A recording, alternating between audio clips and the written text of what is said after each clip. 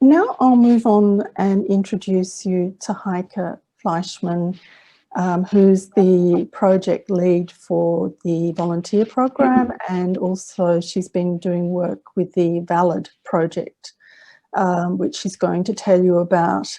So I shall hand over to Heike. Thank you, Barbara. Hello, everyone. My name is Heike Fleischmann. I'm the Volunteer Engagement and Capacity Building Manager at PCV. COVID-19 had a huge impact on all of us, our organizations and the world. And when I was asked to talk about my role, I thought I use this abbreviation to illustrate some of my projects. COVID seen differently. Okay, let's start with the C. Check it out. Let's have a look at my role.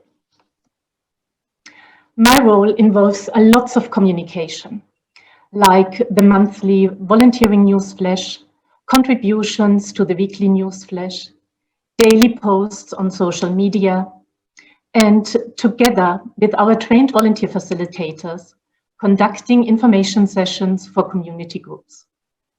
My role also involves presenting at conferences and organizing the biannual volunteer conference, which unfortunately we had to postpone due to COVID to 2022, after we consulted with over 80 volunteers. There is a lot of collaboration happening, like attending different network meetings and facilitating the monthly PCV network meeting for volunteer coordinators and managers from all over Victoria. And we started a new collaboration for our disability project. And I will talk about the project a little bit later in more detail. And last but not least, training. Talking about training, OMG, a USB. I updated the 2012 version of the Palliative Care Volunteer Training Risk Kit, and the new version was released in March 2020. The training kit is available as a soft copy on a USB stick. The training kit has 9 modules: Introduction to Palliative Care, Palliative Care Volunteers' Role, Communication, Spirituality, Diversity, Responding to Loss and Grief, Illnesses and Care, Dying and Death, and Self-Care of the Volunteer. For each module, you will find a facilitator section with sample session plans, a learner section with lots of information, a resource and reference list with links to documents and YouTube videos, and the PowerPoint presentations for each module. You can find more information in an order form on our website, and I will offer a Train the Trainer workshop based on the new training kit in early 2021. And finally, VID, Viva Incredible Developers. Last year in October, PCV started a new project in collaboration with Valid, the Victorian Advocacy League for individuals with disability. People with intellectual disability only have limited access to information about palliative care, death and dying, grief and loss. And there is still this taboo or hesitation to talk about these topics with them.